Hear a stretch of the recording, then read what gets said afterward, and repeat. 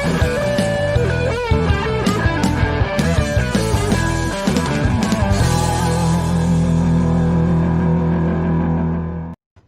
everyone, welcome back to the Fin Factor. I'm Paul. And I'm Aaron. This is episode number 99. Aaron, I know we're not really doing the whole number thing with the jerseys anymore, but how could we skip on the great one, number 99? I was going to say, 100 sounds great, but 99 is the great one. So let's pay homage to that. And if you don't know who we're talking about, you are a fan post 2000. That is true. That would be true. But regardless, we're actually not here to talk about him today. We're here to talk about the San Jose Sharks with their second win of the season, coming just moments ago, an overtime game against the St. Louis Blues, the second game of that little mini series there. This one, a very different game than the first game they played against the Blues. The first game, what was it, 5-4, I believe was the final score. Lots of scoring back and forth, not a whole lot of defense playing there. You got to imagine that the coaching staffs on each respective team were saying, hey, we got to tighten this up, and that's exactly what happened in this game here. Again, a 1-2 final. It was 1-1 going into overtime, and of course, Tomas Hertl gets the goal in the fourth round of the shootout to send the Sharks back with 2 points. So on that little whole road trip for the season, I should say so far, 4 games up, 4 points. Not great, but not bad, especially considering where everyone figured the Sharks would be. Yeah, not terrible. I mean, I think I said before going into this series, I would be happy with the split. And it's not exactly a split because the shootout win gives St. Louis the extra point. So they came out with 3 points. We came out with 2. More games like that, that's going to hurt the division overall just because there's more points going up on the board than just 2, which is why I think the NHL should have, maybe even just for this season, why not drastically change the point system and see how that goes on a shortened season? 3 points for a regulation win, 2 points for a overtime or shootout win, and 1 point for a shootout or overtime loss, I guess it would be. I think that would have been better because that puts 3 points. Every game is worth 3 points. You know what I mean? I know what you mean. What a tangent. If a shootout win is worth less than an overtime win, then it should be a 5-point swing, not just 3. It should be 5 for thing, 4, and then 3 for the that's too much math. For shootout, and then so on and so forth. If you really want to distinguish the difference between overtime and shootout, that's what I would do. Regardless, we're not talking about rule changes. Let's go ahead and kind of recap the first game against the St. Louis Blues. Again, that one was a 5-4 game. Obviously, the Blues taking that one in regulation, unfortunately. And yeah, it was just one of those games where, gosh, there was a whole lot going on, defensive breakdowns left and right. There was a lot of scoring, but you kind of have to play both sides of the puck, right? And in this case, the Sharks weren't doing that. We heard Coach Bob Boughner talking about it afterwards and saying that there was a lot of areas where they needed to clean up. But honestly, he said the defensive zone, he thought it wasn't as bad as many people would think. They were turning the puck over and letting them rush in from other zones, and that's where the problem was. The problem didn't lie so much in their defensive play once they were set up and in their zone. He said that was actually not bad. But, just turning the puck over in the neutral zone or basically dumping the puck in, giving them the puck, and then allowing them to break in. So they kind of cleaned up a lot of that tonight too, I felt. So what did you think in terms of that first game? How did you see it? How did the Sharks play? I thought the first period they looked okay. Dubnyk, I thought, looked very strong. He made a couple of strong saves, not just in the first period, but I think throughout the game he looked pretty sharp. That got me a little bit more excited about him because he had, kind of a long layoff too. I guess he kind of played in the playoffs, but I don't think he was playing. I think he was second fiddle behind former Sharks goalie. Was it? Stalock, yes, thank you. I thought he played well. I want to give him a little bit of credit. Granted, he gave up 5 goals, but a lot of those were not his fault. I think it was defensive breakdowns. And part of this, we've been talking about it. Everyone's been talking about it. It's kind of, they've had 10 months off of hockey. It's going to take a little while to kind of get things in. I don't mean a long while. I mean like a week or two. And we are sitting at 1 week exactly from when they started. They started a week ago. So we saw tonight's game. They looked better than they did on Tuesday night. Tuesday night? What night is it? It's Wednesday? Man, I'm losing track of the days. This holiday, I had Monday off, and it just messed up my week. Just completely ruined me. So Monday's game, today's Wednesday. Yes. Sorry. So, real quick here, Nicholas Egan saying, yeah, the more you know. The Nicholas Egan saying Paul's trying to Galaxy brand a new standing system. Yeah, absolutely. Why not? But I just thought that was funny. And Aaron's apparently losing his mind. That's okay. The season is still young, just like the Sharks. We will continue to get better as it goes on. Right. Aaron, you talked about Devin Dubnyk here, and I was a little surprised in Game 2 of this series, Game 4 total on the season, that they did not go back to him. I thought he did a great job in Game 3, even though they picked up the loss, and even though 5 goals went in, he looked sharp. He looked stellar. I thought a lot of the breakdowns, 2 goals being shot through the defenseman's legs as a screen, 2 deflection goals. Really hard to fault the goaltender on that one there. So really the one that was just kind of a scramble in front of the net, I think we'll be talking about that one a bit here too. But that one seemed like maybe he could have done a better job of trying to get his bearings right and covering that puck up. But the other goals, I felt like, maybe you can't really blame this guy on it. I know I'm kind of more of a goalie apologist and everybody says that. But hey, guess what? It's not Aaron Dellin Jones. It's just goalies in general. And I told you that was the case last season. And here we are with Devin Dubnyk, and I'm saying basically the same thing. So, I feel like he played really well and he deserved the start for today's game. But, in the same way that Jones deserved the start for Game 2. And I guess Boughner saw it a different way. And, hey, it seemed to work out this time around. So no problem there. But Kevin Labanc, he scores his first goal of the season in game number 3, the first game against the St. Louis Blues. You want to kind of walk us through that one? Sure, yeah. He scored a pretty nice goal. And it was a tip-in, I believe, right? It was a shot from the point and he tipped it in. It was like almost like a change-up because it wasn't like it deflected in quickly. It just kind of changed direction and it was going really slow. But he got Binnington moving from side to side and he slid out of position. And all he could do was watch it go by. He was already completely out of position. But you could see the reaction in Labanc's face. It looked like both excitement and relief that he scored a goal finally. So that probably gets the monkey off of his back a little bit, at least for the next game or two, where he's not putting so much pressure on himself to do so much. Not to talk too much about tonight, but during that overtime, I saw him on the ice for a very long shift. And it reminded me of a game last season. I think it was him and Meyer stayed out for a long time. I don't remember the game or who it was against, but they ended up getting scored on because they were too winded to even get off the ice, just trying too much. And I felt like I'm yelling at my TV, like, get off the ice. You're way too far. You're acting like me in NHL 21, like it might be a pro. Like, I'm just going to stay on. And you can't do that in real life, obviously.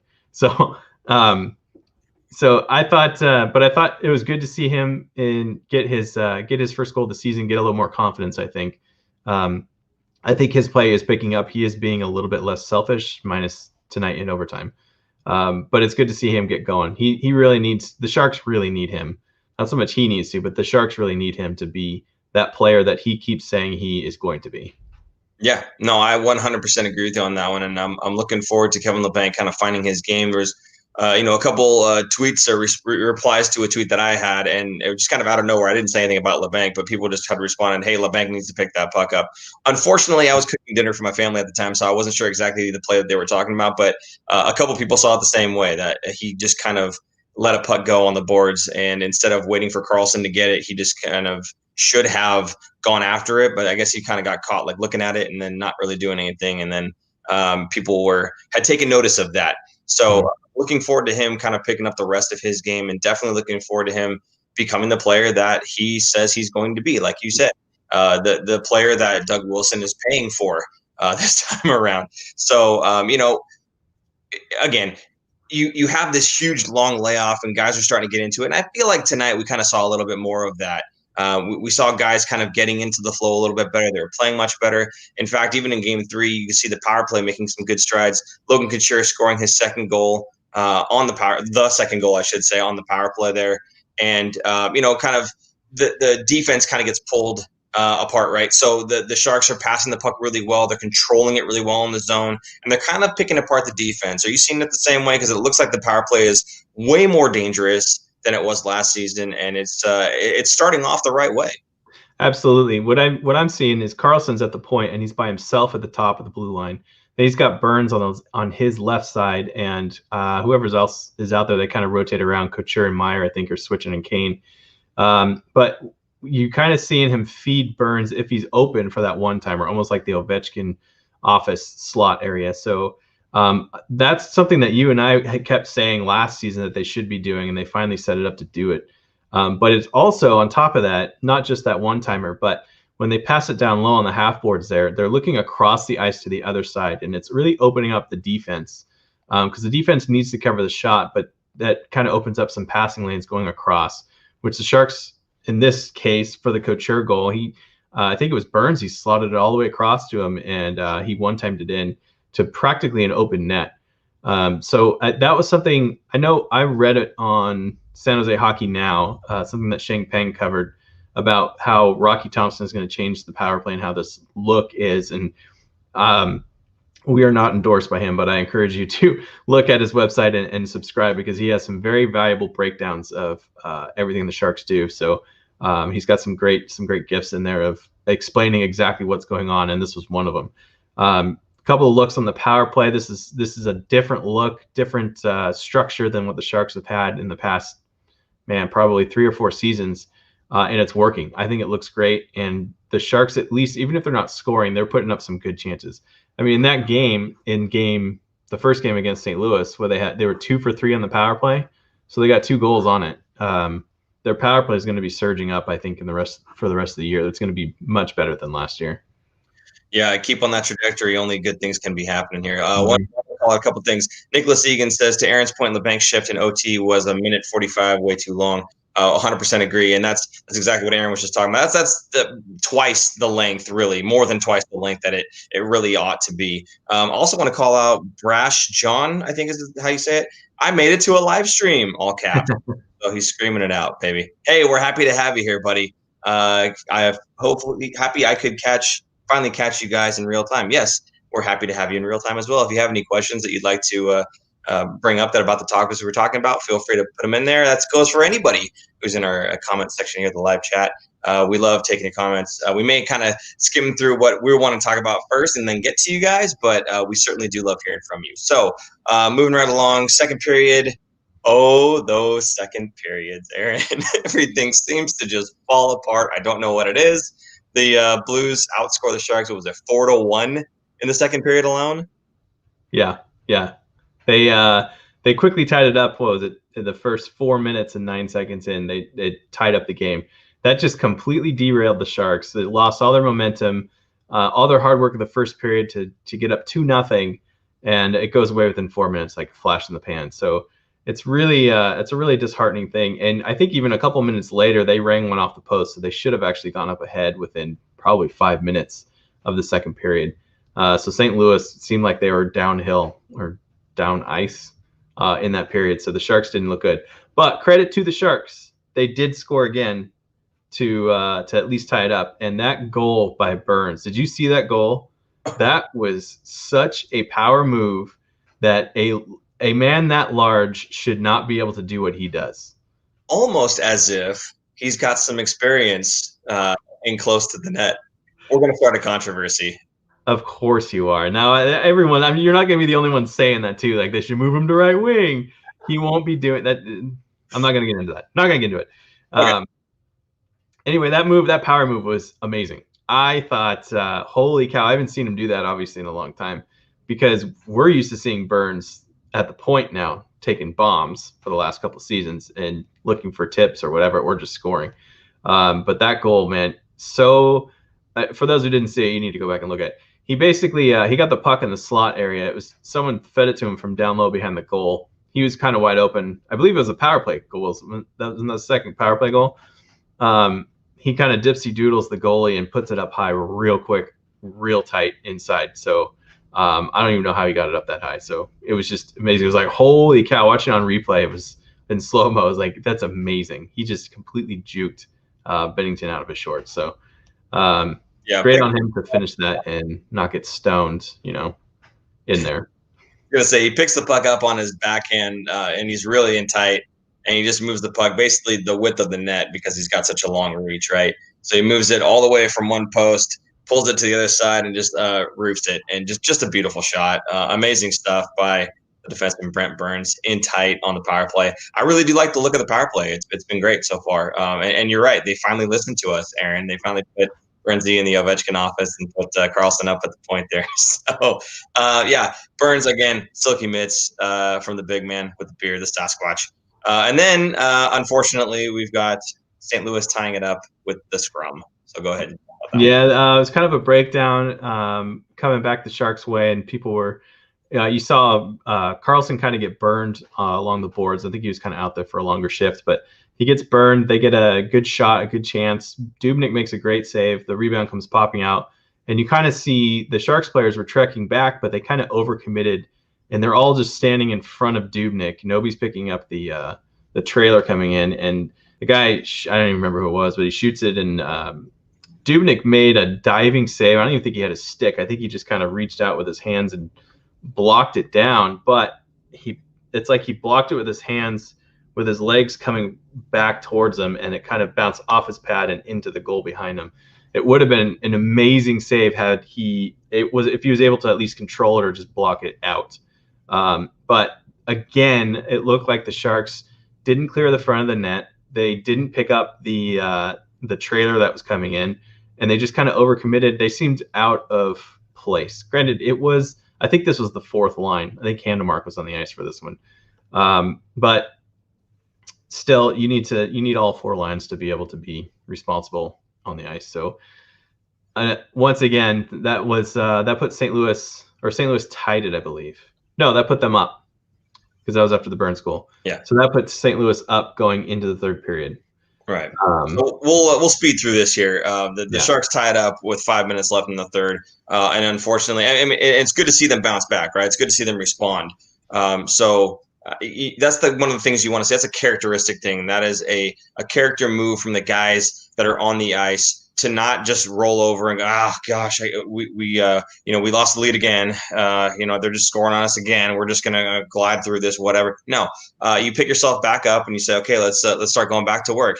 Per Bob Boughner saying the same thing about Erik Karlsson's game. He just needs to get back to doing the simple thing, not trying to make the home run pass every single time. And I feel like that's what the Sharks did right there. Right before they get back into the game, they tie it back up. They just, okay, let's calm it down. Let's stop trying to do these long bomb passes. Let's just work on one play at a time, and eventually we'll chip away and get towards the net. Well, they did that, and they score and ties it all up. Now, unfortunately, again, St. Louis scored with 9.5 minutes left to go, and that was, again, kind of deflating, and they hold them off at the end there. But, you can't win them all. I know we were talking about maybe being able to split this series, and obviously we had split Arizona series. So if you have to lose one and win one, and that's your split, obviously. So then, okay, if this is the one that we lose, then we'll come back with a better effort. And I feel like they did that in the second game of this series. So I thought, again, to wrap up game one, Dubnyk did play well. I'm sorry, game one against the Blues. Dubnyk did play well. I felt he deserved the start based on the fact that Jones played well and then he got another start. So I'm not sure why they didn't go back to him, but again, it seemed to work out in the end because in game 4, of course, the Sharks get the win. So moving right along to that, let's just go ahead and start talking about that. Jones, he looked sharp tonight. I thought he was on point. He was centering himself well to the puck. I thought he did a great job in net. So, I mean, did you see it the same way? Did you see some little blunders? I'm sure people will be able to pick little parts of his game apart, but on the whole, I thought he did great. Well, no goalie is going to be perfect. They're going to get lucky at some point. So even when they get shutouts, they're going to have some luck on their side. I thought he played great. I thought he looked sharp. He definitely looks like a different Jones this year.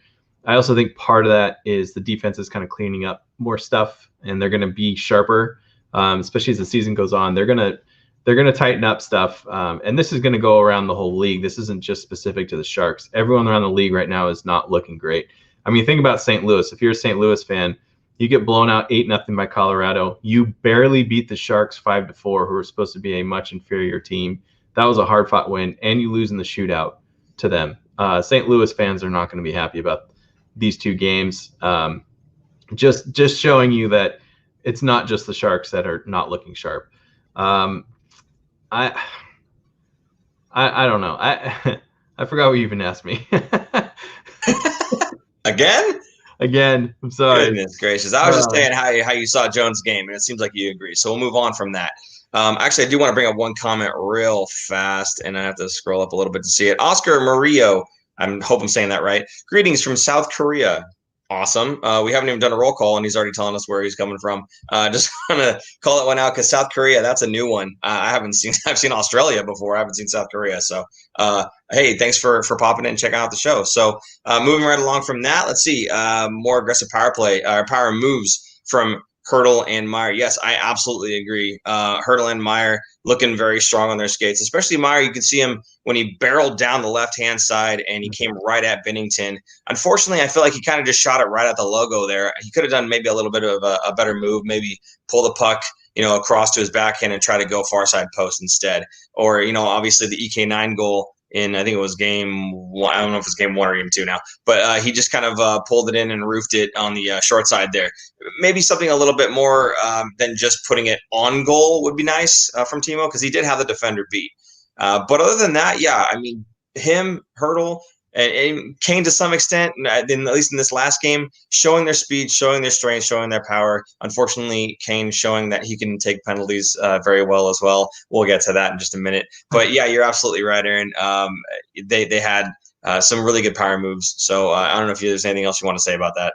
Yeah, they seem more aggressive to me when they have the puck. Instead of, I feel like last year they would have either circled around the net or kind of stayed around the perimeter and try and find somebody in the slot area, which led to a turnover going back the other way. So they're kind of they're taking more of a aggressive approach and going towards the net, which I like. I like it. It's more creativity. It's less predictable, and I think the Sharks kind of look more dangerous because of it. And yeah, Meyer, I feel like especially is gonna. Hurdle was already kind of in his own right. He's one of the top players. I think this is a good confidence booster for Meyer to get his game to where it needs to be and be that player that the Sharks have hoping that he was going to be when they drafted him in the first round. And interesting that you say how they would kind of go around the perimeter instead, because there is a difference in having a big body and being strong on your skates. There's a difference in protecting the puck along the wall and being a real powering force, power forward, having that drive to the net really, and being able to use your body there instead, taking that pounding from the guys that won't want to let you into that area, right? That's high danger scoring chances. You can protect the puck on the board all day long, but unfortunately, not many goals are going to come from the boards. So it's nice to see them really kind of turn their legs and get into those areas where it's dirtier, it's harder to get there. And looks like both Timo Meyer and Tomas Hurdle are doing that. So I noticed a lot in the chat here, people saying, hey, EK65 not looking quite so bad today. So it wasn't just us. I felt the same way. I felt like Erik Karlsson had some very nice moves today. He was dancing around out there, split a couple attackers a couple times, protecting the puck away, using his stick, using his skates, using his reach, his hockey sense, getting the puck up and out. And again, we see him making these passes that hit the stick and then explode. I don't know if they have just not figured out how to handle an Erik Karlsson pass yet or what the case is, but this is something that we've seen ever since he joined the Sharks, is that especially early in the season, they have a real hard time handling his passes. I don't know what it is about that. Well, it's kind of his MO too, going back to his Ottawa days where he never had a good start to any season. He's always, and maybe that goes to his training, maybe it goes to he's just not in shape or ready, but it always takes about a week or two, and then he's hitting his stride and becoming that best player that we have seen him. Going back 2 seasons ago, at his first full season with the Sharks, same thing happened. Remember that December he went on a tear where he had, was it 24 points in 14 games or something like that? 25 and 14, I think is what it was. But yeah. Not that I'm saying he's going to do that now, but at least he's starting to feel better and getting into his groove. So I'm hoping, I was hoping that he wouldn't need another week or two to get into his shape or into his season, but he definitely looked better tonight. And hopefully this is the Karlsson that we're going to see and he doesn't get hurt. If he gets hurt, man, the whole fan base is going to turn on him so bad, so quick. It's going to be unreal. Everyone's going to say, I told you so. Doug Wilson, you should be fired. Ah! Is that the sound they make? Yes, every time. Ah! Every time. All right, well, I'm going to read this next comment in that voice. Taylor Kearney, Kane needs to be more disciplined. No, you're absolutely right. And that's our next topic here is EK9 with, I think it was 4 penalties on the night. Brutal. Okay, let's go back to when maybe even a season or even 2 seasons ago with Evander Kane. One of the things I had said was I understand that he's that guy. He's like that snipe forcer, right? He's the guy that's the force to deal with. He's going to take fights and he's going to be the intimidating guy, but he's also got a really good shot and he's that power forward type, right? So he's got a good mix of both. And I said, well, I'd rather see him out of the penalty box and using the skills, right? I'd rather see him doing that. And tonight got like the quintessential, like not what I want to see night from EK9. The guy is just too talented to be spending that much time in the penalty box. And beyond that, I mean, he took penalties when they were on the power play, and it totally kills momentum, especially when your power play has been doing fairly well. Now, I think Kurs had said they were 0 for 6 at one point during the power play, but they had only had like 8 minutes of power play time. You do the math, 8 minutes of power play time should be 4 penalties, not 6. So where'd that extra time go? Well, Evander Kane kind of blew it for them. So it's just unfortunate, I don't know what else this guy needs to do or get through his head to just stop taking these goofy little penalties where he just trips a guy off the face-off, or I think he slashed Binnington at one point. Just silly things like that, man. Beat him on the scoreboard. So I don't know. Is this guy more of a liability? I don't think he is, but is he becoming more of a liability now? No, I don't think so. I think this is exactly who Evander Kane is. This is his game, and I have no problem with it. I know exactly. I like it. I think Evander Kane, this is who he is. He's going to be a 30-goal scorer who gets close to 100 penalty minutes, and I am okay with it because he's not going to be a 90 or 100-point player. We're just not going to see that. So I don't mind it. I think I like seeing the chippiness. I like seeing him get into the people's heads kind of like that. Now, that St. Louis didn't win the game, right? They didn't blow the game. I think I'm okay with it. I think we've talked about this before. I'm always on the side of okay with it. To me, it's more like an Owen Nolan type player, a little grittier than Owen Nolan, if that was such a thing, but a little more in your face and a little more like that. I'll save the word gritty or grittier. I don't want to have any ties to Philadelphia here, but I'll save grittier for Owen Nolan. I think maybe a little less disciplined would be EK9. I think Owen Nolan, when he played, had definitely as much grit as you could possibly have on any one player. So I don't want to take any of that away from him. And I see some people in the chat saying, Nicholas Egan says, Kane was 1 away from fouling out tonight. That slash on Binnington was awful. Yeah, I mean, it's, you just can't do that. You can't constantly be sitting in the penalty box, especially when you are, in the top 6 of an already sort of thin top 6. And you're just taking too much away from your team. We just have to have him to not do that. And I'm sure Bob Boughner is going to be sitting down and talking with him about that. Absolutely. So hopefully we see improvements there, as we've seen improvements on the team kind of throughout. And one of those improvements, Aaron, was, even the fan base was saying, hey, we need more scoring from our bottom 6. What's going on? They're not really chipping in. Marcus Sorensen, finally not Snorensen, Scorensen, silences the haters there. Did you see this goal? I mean, this guy was in full-on Superman dive mode. So the puck, first of all, he digs the puck out from the low boards in the low corner, bounce off the wall to I think it was Brent Burns, and then he fires it across, and I can't remember if it was Ferraro. Ferraro puts a shot on net. Nieto gets a little tip on it, and initially gets the save. It kicks out to Sorensen. And Torrey Krug is kind of draped all over Sorensen's stick, but he just dives forward as if he was Superman, as if he was trying to get into a swimming pool, as if there was only one Oreo left and he was 5 feet away from it, right? This guy went after it, and they even had it on Twitter of him kind of diving, and they put a cape on him and everything else. It was really good stuff. But no, he just dove out there, slammed his stick at the puck, and bangs it in. And he scored it when he was in midair. Really phenomenal stuff. Great effort by Marcus Sorensen there. And nice net front presence, I have to say, also by Matt Nieto to get the tip on there. He swung and missed to try to get the goal in there, but it all worked out anyway. So you get a point from Ferraro, who's not one of our big 3, right, on the defensive side of things. You get an assist from Matt Nieto, who's a third liner, and you get the goal from Sorensen, who's been third, fourth line. So there you go. Some bottom 6 scoring, and especially even getting Mario Ferraro jumping into play as well on the secondary assist. Right. So was that considered our fourth line more than the third line? I'm not sure now. I know they're kind of mixing. I'm looking at the ice time. Sorensen had the least amount of ice time of all the forwards at 8 minutes and 57 seconds, and he's the only one that got the goal. That's efficient right there. Yeah. That's amazing. So yeah, I'd say that's probably the fourth line. That's great. That's exactly what the Sharks need. And if they didn't get that, if you're relying on your top guys, the top guys didn't do it tonight. So you need that. You need that third and fourth line scoring. So it's good to see. It's another confidence booster. Get Sorensen into Scorensen and not Snorensen. That's funny. I don't think I've heard Snorensen before. Had Mr. Sandpaper call me out. Aaron was a Sorensen hater preseason. I was. I just feel like at this point, there's better options on the team that are cheaper and younger. That's all. You too? Me too. Yeah.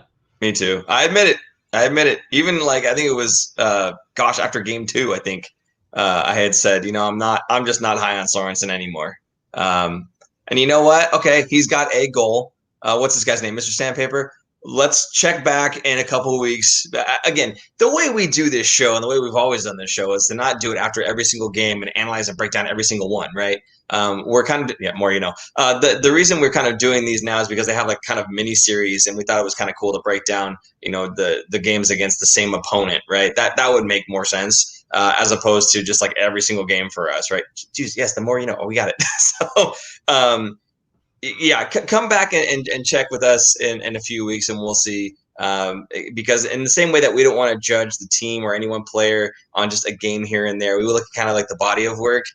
I want to see his body of work in the next few games here. Like for the team, we're talking about maybe 15 games, and we'll see where they're at. Let's check back at 15 games on Sorensen and see what his stats look like before we start praising the guy. So, Aaron, anything else you want to talk about with the Sorensen goal, or can we move on to the shootout? No, let's move on to the shootout. Okay.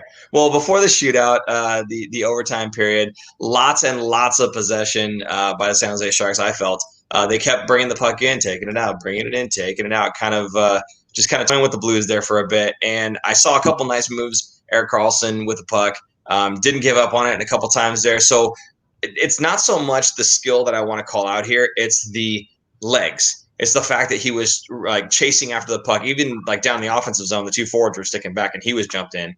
The legs were moving, the legs were working. So I think we can finally happily say, yeah, I don't think there's a problem with the groin. I think he's 100%. He looked 100%. He was out there skating and moving. So I'm happy to at least say that. Unfortunately, all the overtime was for naught, and we had to go to the shootout once again, the second time in 4 games, and also the second win, both of them being in the shootout for the Sharks this season. So let's see, Perron, you have here the shootout. Perron drew a penalty, but you're saying that it looked like a dive, and Brent Burns felt like it was a dive as well. So you want to kind of talk about that one? Yeah, this was in the last 10 seconds of overtime. Perron had a break on him. I was afraid, and I think what Perron was trying to get was a shootout or a penalty shot. So I think he definitely took a dive. He was leaning in on Burns, and then he just all of a sudden his skates went whoop, and Burns is like, "Are you kidding me, man? Come on!" So they called him for a hold, and they got a power play for the last 10 seconds. Now, I'm sure Burns was probably holding him. I'm not saying it wasn't a penalty, but Perron definitely took a dive. He definitely embellished it a lot. So I wouldn't be surprised if he's going to get a letter from the league. Now, the way that diving works, if I'm not mistaken, a letter gets sent to the player without it being public, so nobody knows. But the second offense, there is a fine, and it's announced. So whenever you hear there's a fine for somebody who dove, that means they've already been busted once before. So being that it's the 4th game of the season, at least for the Sharks, I think, for St. Louis too, I wouldn't be surprised if he gets a letter in the mail for embellishing on that one. I mean, that was pretty bad. I thought it was pretty bad. I still think it was a penalty on Burns, but it could have been, I don't know if they call it simulated. I think that's what's called in soccer, but it seemed like a dive to me. Okay. Trying to get a penalty shot in the last 10 seconds of the game or in overtime to get that row instead of the shootout win. You know what I mean? It's one of those ones where I feel like if this was playoffs, they wouldn't be calling that, right? Well, if it was playoffs, it wouldn't have been 3-on-3. So no, fair enough. But I'm saying if it was late in the game and someone's leaning like that and just kind of, oh, I fell over, right? Probably not going to be calling that one. Well, I am going to call out in the last 2 minutes of a third period or something, or last minute of a third period. Yeah, I don't think. But so they probably wouldn't have called that. What I am going to call out though, and we'll get right back to topic, is Noah Claxton saying, "Zoom in on Paul's face." bring back the Zoom, and super producer Jason with the super Zoom was in studio. Thank you. I want to say two things about this. One, why would you want to zoom in on my face? Okay, number one. Number two, Noah, don't you do it. Number two, Noah, obviously a guy who's been with us for a while, if he knows about the Super Zoom. So we appreciate that. Thank you for coming back and sticking around with us. Awesome stuff. So, yeah, I mean, there's no regulation overtime wins for the San Jose Sharks so far this season, which is unfortunate. That kind of makes me a little upset because I'm pretty sure the standings are going to be super tight, and they're going to need as many rows as they can get. Rows, regulation, overtime wins. That's what row stands for, if you didn't know that. As of right now, the standings, the Sharks are in 5th place, but they have no regulation wins. Us and Minnesota, who we happen to be playing next, have no regulation wins. Maybe that's why they didn't have Dubnyk dress actually in Game 4. That's what I'm thinking. When we were going to move back to that, I think they're going to keep him fresh for the first game in Minnesota as a redemption game. Okay, fair enough. But the shootout, we didn't actually talk about the shootout at all. So it goes 3 rounds. Nobody puts it in. Interesting, though, Bob Boughner goes straight back to Donato, Couture, and then Hertl, I think, was the third one there, right? 4th one or 3rd one? Because he scored. Oh, I'm sorry. Yeah, no, he was the 4th one. I don't remember who the 3rd one was now. Oh, well. Let's see. Donato, Couture, Labanc, Hertl. There you go. Yeah. And Martin Jones shuts everybody down. They tried to go.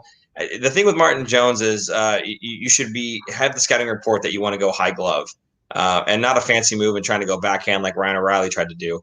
I forget who the thing was. Perron was the first skater, and he tries to go on his blocker side, and Jones was having none of it. So I guess they missed the scouting report because that's the best way to try to score on Martin Jones is try to go high glove.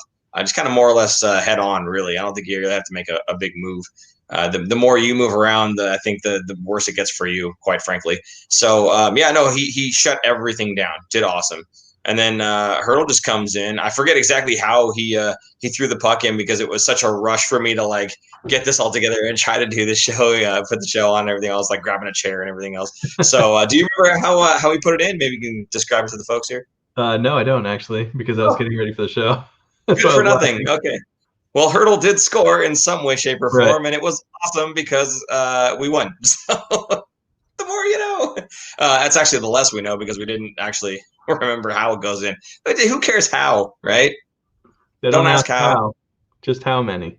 There you go. And how many is 2, as in 2 wins, 2 points on the night. So the Sharks, again, 50% right now in terms of point generation on the season so far. So that is more or less what we wanted to talk about here. I know you want to talk a little bit about the upcoming series against the Wild. I know, I don't know, but I'm 100% sure.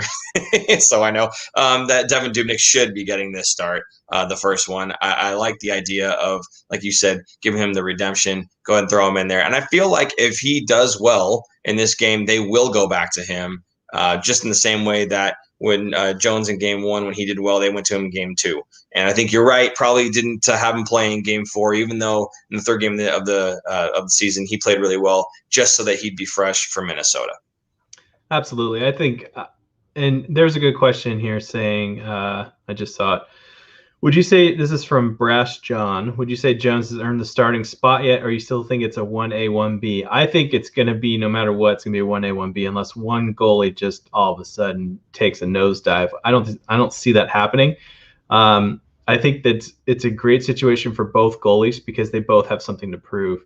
So they're kind of pushing each other. They also have Nabokov as their full-time goalie coach, a new system that if defense, not just their defenders, but their team defense in front of them is a lot better than it used to be, giving up much less high-scoring chances. So they're going to be better. There's no way that they're going to end up with the same save percentage as they did last year. So it's a good situation for both of them. I think going back to the question of if Jones takes over, I still think it's way too early. I still think because the Sharks have the most back-to-backs in the league at 12 this season, they are just going to go back and forth. I think what we saw is Jones played well and got the win in the shootout, so he earned the right to get the next start. Dubnyk unfortunately played well, but did not get the win, so they went back to Jones. I think that's what you're going to see this season, unless it's a back-to-back. On the back-to-backs, I am more than positive, even if a goalie gets a shutout on Friday, because I think all the back-to-backs are Friday, Saturday. Saturday, they're going to go with the other goalie, just to be fresh. The good news is, though, there's no travel, because that Friday, Saturday is the same team, same location. A lot of times on back-to-backs in the NHL, or almost every time in a normal season, you're traveling. You're playing in LA, and then you're not playing in Anaheim the next night. You're going to be flying to Phoenix, or you're going to be flying to, Glendale, whatever. Or you're going to go to Colorado or something. That's not fun to travel into another time zone and play the next night. So at least the travel is less this season for those back-to-backs.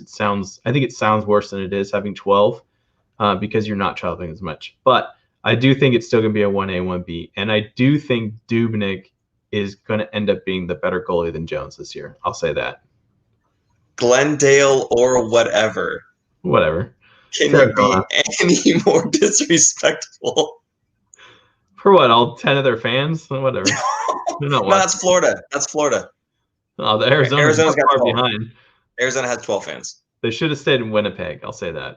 Okay, fair enough. I want to call out somebody who's calling me out, actually, and it's Patrick Cabral. But Jones made 2 saves glove side during the shootout. It's not like Jones had no shots on the glove side.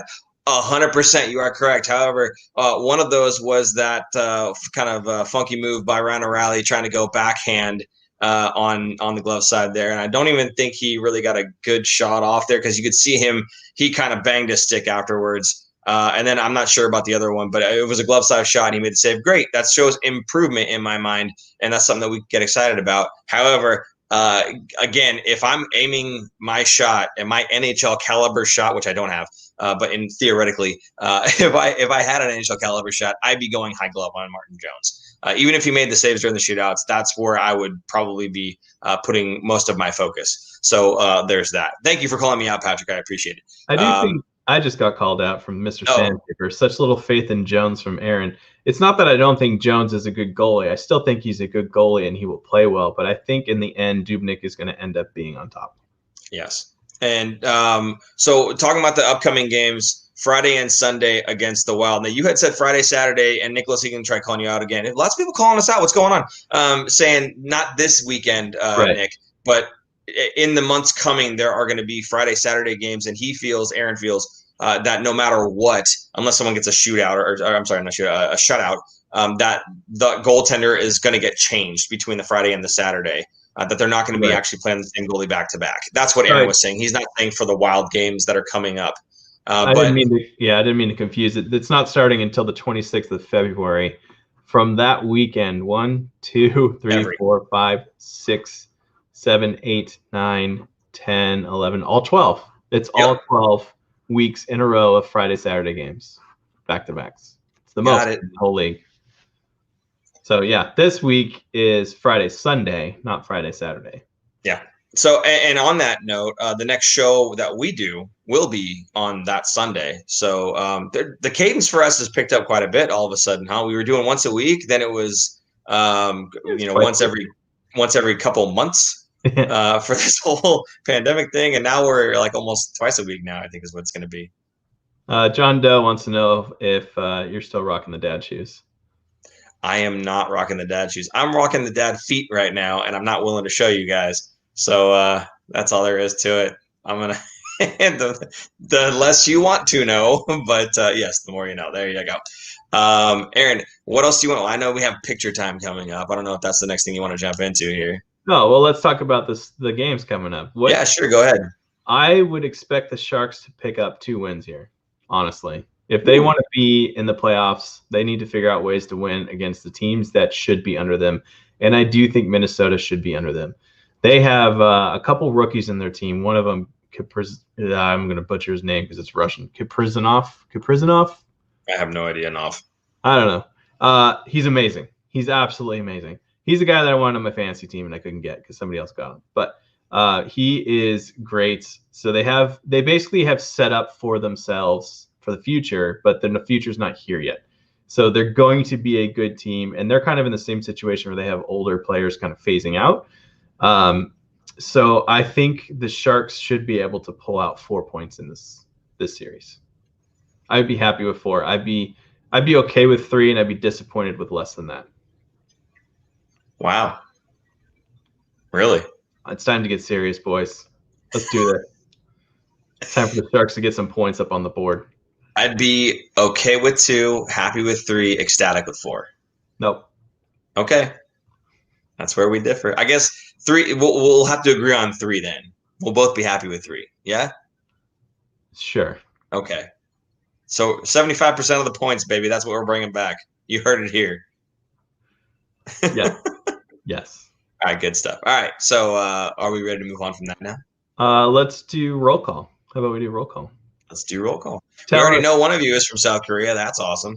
I did see one from the Czech Republic too earlier. Wow. Tell us where you're watching, and there it is, Kirill Kaprizov. That's the guy I was thinking of, the rookie. Where you're watching? What you got it? And yeah, where you're watching from, and what shoes you're wearing, because I'm getting called out for dad shoes. I see in there someone says I'm probably wearing Crocs. How dare you, sir? How dare you know? How did they know? Yeah, what kind of shoes? That's what I want to know. I'm wearing my Pumas right now. Scott, you're on my naughty list, Scott. My suede Pumas. I don't think I can really lift my foot up. No, stick my shoe up. There you go. There you go. Yes, hip and cool, Mr. Aaron. There, slippers, Jason Hillier. That's what I'm talking about, buddy. We don't mess around. Stay comfortable. Stay warm. I don't think anyone's in shoes right now because they're all at home. Awesome. Okay, so while the roll call is going, do we want to do the picture time? Sure, let's do picture time. Here's a picture. Super producer Jason will throw it up here. Here's a picture of Paul and I from way back. See if you can figure out when this was, Paul. Here we go. Or if you remember even seeing this picture. Maybe? No, he's scrambling. There we go. Oh, yeah. Oh, yeah, I've seen this one. I think this is Happy Hollow. Yes. It is, right? It is, because of the ice cream cone and the goat feed inside of it. Yeah, it's the food that you give the little goats or yes. whatever it was that was there. So there's me in the bottom left. Paul's in the middle with the big old ears and the shaved head. Do I still have big ears? Maybe I do. Big ears right there, man. This was in, I want to say it was kindergarten. Maybe first grade. I have no idea. I think that's kindergarten, honestly, because I think I started buzzing my hair in first grade. I had the big old mop in kindergarten right there. Okay, so I know the kid. I'm gonna go out and say kindergarten. I know the kid on the rock. Do you know the kid behind you? Oh yeah, I know both. Really? Peter and Matt. That's Peter? Wow. Okay, well, these people don't know who these guys are. But anyway, right. There's very young Aaron and very young Paul holding ice cream cones filled with goat feed. This is the content you came here for, people. Edmonton, Alberta, I saw on there. Someone from Edmonton coming in and checking out the show. Thank you. Appreciate that. Sure, we go way back. That's all. That we do. This was before the Sharks were even a team. What's that? This is before the Sharks were even a team. Yeah, that is true. All those Where's Aaron? All those kids have hair. Yeah, Aaron's in the bottom left. No, I'm watching in San Diego. I was born in the Bay Area. Yeah, good stuff. Okay, well, if there's any other comments or questions that you guys have, feel free to let us know, and we'll kind of pick through those. We're kind of done going down memory lane, I think. So, yeah, just let us know, and if there's a question. If you want it to make sure that your question gets seen, go ahead and use the Super Chat, and all those go to help supporting the show, obviously.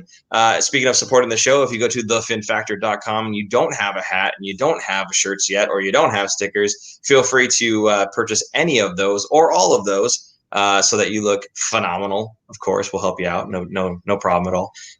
Yeah, so any of that stuff obviously goes to supporting the show, keeping the LED ring lights on, and paying for the cameras that we're still paying off. So there you go. I got a good question here from C Notes. Do you think they will keep the lines from tonight and carry them into the next game into Minnesota? I think so. I thought tonight was a pretty strong game all around. You don't think so? Who would you switch out? I mean, okay, here's the thing. If you take a look at the bottom 6 so far, it's kind of been, there's been a guy going in and out almost every game. I think it's been Gambrell made his debut tonight. Nason made his debut a couple games ago. Handemark came in, a couple games. Last game, I feel like even if they get the win, and it wasn't a decisive win by any means, right? But they did play better, and maybe that's enough for Bob to say, you know what, this group of guys gets it. That's all I need. I don't need the production right now. I just need somebody who gets it, because the production will come. So maybe that's all he's looking for, and maybe you don't see any changes to the lineup. But just going off of the track record of they're constantly swapping somebody out, I still feel like you're going to see maybe one change here and there. Do you think Dylan Gambrell played so well that he's going to be thrown back into the lineup necessarily, or do you think maybe somebody else gets the opportunity? Nason looked like he was chugging out there, but he was not really a whole lot going on with him. So maybe they're going to give some of these other guys an opportunity. I like what they're doing at the practices. You hear about, this guy was playing between these two guys and it's not normal. And Bob's saying, don't look too much into it, but he's giving these guys an opportunity to practice with more than just the other taxi squad guys. He's given the opportunity to play with and practice with the guys that are in the lineup regularly, right? So looking for some other chemistry, looking for some guys who might be ready to take that step. So I'm not sure. I feel like there's probably going to be at least one player who gets swapped out. Now, will that be Gambrell? Maybe. Will that be Nason? Maybe. I don't think Sorensen's going to get swapped out at this point because he just got his goal. But if he hadn't scored tonight and he had kind of a lousy game, yeah, I could see him getting bumped out too for somebody else. So I don't know. I mean, I don't think anybody's job is really safe, which is a good thing. I think it helps promote, guys stepping up and saying, okay, you know what, I have an opportunity here, because none of these other guys that are on the team right now are necessarily safe. If I put in the hard work, I might be able to get myself into this lineup. And it kind of gives the other guys the incentive to work hard, because they know that there's other guys that maybe don't have the same name on the back of their jersey as they do, but they know that the coach is going to let them play if they work hard. So it kind of gives everybody that incentive, and I like that. So, I don't know. I kind of still feel like there's going to be at least one guy that gets swapped out, kind of like a just because. Yeah, I could see. I thought Gambrell did okay tonight. It was his first game. Did you see Nason try and clear a puck out of his zone tonight? And he like, his legs just gave out from under him, and he couldn't. It's like he couldn't skate. It was like he was running on ice and not skating on the ice. It was kind of funny. And even Hedeken was laughing about it. Yeah. I remember now. Yeah, we did. I want to point out, thanks to Lundy, he actually gave us 2 different super chats. One was for $2 without saying anything, and then the other one said $4.99. At least I don't think it says anything. We will get 3/4 of the Wild games as wins. I'm guessing 3 or 4 points is what he meant. Lundy absolutely despises the Wild because he lives in Minnesota, and so that's all he gets to hear and get out there other than our show. So I just know that. So I'm sure. So thank you, Lundy, for the cash money there. Yeah. There are 3 things I know about Lundy. 1, he hates Minnesota. 2, he loves Justin Braun. And 3, he's one of the most consistent super chat guys that we have here. So Lundy, again, I want to say thank you, man. Appreciate you so much. Every little bit helps. Feel free, though, to kind of save up what you would have done in super chat and get yourself a hat or a shirt or something, though, bud. We want to give back to you as well. So, again, thank you. We do appreciate it, and we certainly love having you in the – there it is. Nice. We certainly love having you in the comments, bud. So go ahead, Aaron. Continue. With taking more – where am I going with this? Sometimes I just like putting you on the spot. That's all. No, was there any other comments here? Like, when will Karlsson get his first point? Yeah, who knows? I mean, I think there's a progression there, right? I think he's looked better. He's got his feet moving. We saw that today. He's got his stick working real well for him. He was keeping the puck away from guys, doing a pretty good job there. I felt he wasn't stand out necessarily offensively, but I don't think he was also stand out on the defensive side in terms of blunders either. I thought he played well. So as his game picks up, I'm sure he's going to be getting more points. He's going to make those plays to the forward core. That's going to help bury him, and he's going to get some assists. He did get a point in the second game of Arizona. He got an assist in that game. Oh, so he does have there one you go. more. Yeah, I think he's doing fine. I mean, he had another game of 30 minutes tonight. I mean, part of that is because of the overtime, but yeah, the 2 overtime games, he's over 30 minutes. I'm looking at his ice time for both games: 32 minutes, 27 minutes, 25 minutes, and then tonight was 30 again. So that's a lot of ice time. I think he likes it. I think it's good for him. I think that's his bread and butter and what we're paying him for. There's your $11 million or $11.5 million is having a guy out there for half the game. Well, I guess minus the overtime, almost half the game. So Ricky, I'm gonna slay that last name, so I'm gonna stay away from it. That's worse than the hockey players. Were you guys surprised Kane was still in the power play after the second time he killed it by taking a lazy penalty? I was shocked. I was a little bit shocked, yes. At the same time, I feel like you do want to have your best scorers out there, and when he's not taking penalties, Kane is that guy. He's one of those guys. That kind of stuff, though, I'm sure will be addressed by Bob Boughner, speaking with him directly through practices, that kind of thing. So during the game, I think, if that unit has been working well together and it's so close, probably the last thing you want to do is introduce a new guy to that system, even if the guy that you're taking out is the guy that killed your other 2 power plays. I 100%, I get that. But maybe just sticking with it and then maybe addressing it after the game and during practice and saying, hey man, we gotta clean this stuff up. And maybe in practice, by what I mean, not telling him during a practice, I'm saying is maybe having somebody else take his place in practice to get the message through, and also to give that player an opportunity to work with the other group to see how they're moving the puck around and kind of gel with that group as well. So if Kane does this again, you can throw him in there, the other player, whoever it is, more confidently, and not just kind of hope and pray that they're going to gel together, right? So that's a very good question, though. I do appreciate that. Now, Mr. Sandpaper's been asking pretty much since the beginning of the stream, and thank you, Mr. Sandpaper, for staying with us this entire time. Thoughts on Jumbo's injury tonight? Now, I did see this. I don't know all the details of what happened. Jumbo picked up the puck off the boards, tried to make a pass or something like that, and someone just railroaded him, and it looked like he was holding his ribs. I'm not sure what was going on. I didn't get to get any follow-up on it. It's not really Sharks news anymore, so I'm not super paying attention to it, but it does suck seeing Jumbo get hurt like that. But he was kind of doubled over.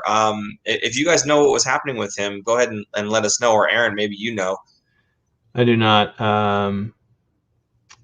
Their coach did say he's definitely going to cause the veteran to miss time. He got crushed by Josh Archibald in the final frame, and he was cradling his left arm. So maybe he dislocated his shoulder. Could be a shoulder injury.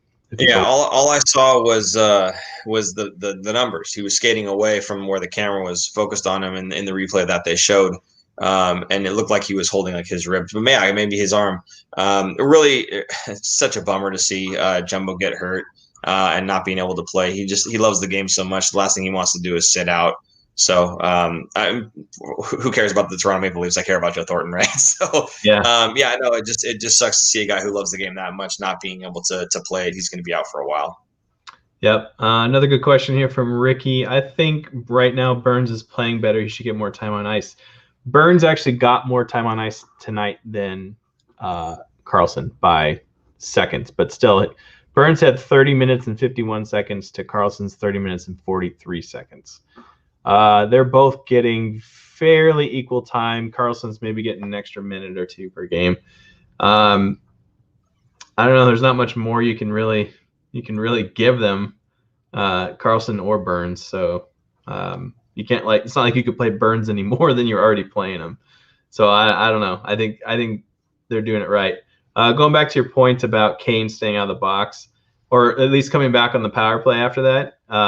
Don't forget what kind of player Bob Boughner was. Do you remember? Yeah. I think there's a reason Bob Boughner's nose is not straight. I'll say that. You can look up some highlights. He was a very rough player. Yeah. So I don't think he minds the grittiness and sandpaper on Kane's game and trusts him to not be stupid. So Yeah, I'm sure they had to talk like, hey, Kaner, bring it down a little bit. Don't get a little too excited because you're kind of hurting the team. But I still think he's going to go to him, and you're going to go to your best players to get the game done or get the goal scored. So I'm really liking Evander Kane's game these days. I think he's probably consistently the best Shark, other than taking those kind of dumb penalties. In this game, I think the last 3 games, even before, he's been the best player. So I have no problems. Again, I have no problems with him doing that. I feel like Tomas Hertl gets that title before EK9 does. So maybe we'll disagree a little bit there. I'll take Kane's the number 2 behind Hertl. How about that? Hey, we agree. Yay! Brass John would like a compilation at the end of the season of every time that I put you on the spot suddenly. And the best part about that is the next comment from the Fin Factor, super producer Jason, says probably. Says I'd pay to watch that. That'd be hilarious. I'm telling you, it's probably going to happen, Aaron. 10 minutes of me going, what did this happen? Nice. I also want to see another Brash John comment. Have we gotten the shoe thrown yet by mentioning a certain trade? No, we have not, and we're not going to. We want to keep this guy's lumps down. Come on now. Be nice. Release the shoes, John says. John Doe says. Go ahead. No, fire away. Oh, Mr. Sandpaper, anything special planned for episode 100, which is going to be this Sunday? No. We don't. We probably should. Well, I'll get on that. What do you think we should do? The show? Actually, yeah. You guys put in the comments what you think we ought to do. That'd be good. For maybe the Sunday show is show 101, and we squeeze 100 in as just like a highlights thing or something. I don't know. Well, super producer Jason doesn't look probably not gonna be too happy about that. Just by the look on your face. It's like, no. Well, okay. I don't know. Low budget episode 100 preview. Okay. No, he's taking. Oh, there's your super producer Jason with a sense of humor, folks. Well done. If you're listening on podcast, he basically made everything black and took everything off the screen and said the low budget episode number 100 preview. Phenomenal stuff. Love it. Clips of Lundy donating end of year. Yes, we could definitely get plenty of those. My goodness. Hockey puck versus soccer ball. I can't talk. Yeah, hardest shot. Hockey puck versus soccer ball. We need if it's Aaron and me, then it's going to be Aaron, I think. We need a radar gun, which I don't know anyone that has. If you have a radar gun and you're willing to let us use it, I guess. In the next 3 days? Sure. Hey, man, we're all in San Jose. Except for the guy in South Korea. Matt F., a real question. Timo needs to keep playing tougher game. That's when he's the best, like game 1 against the Blues.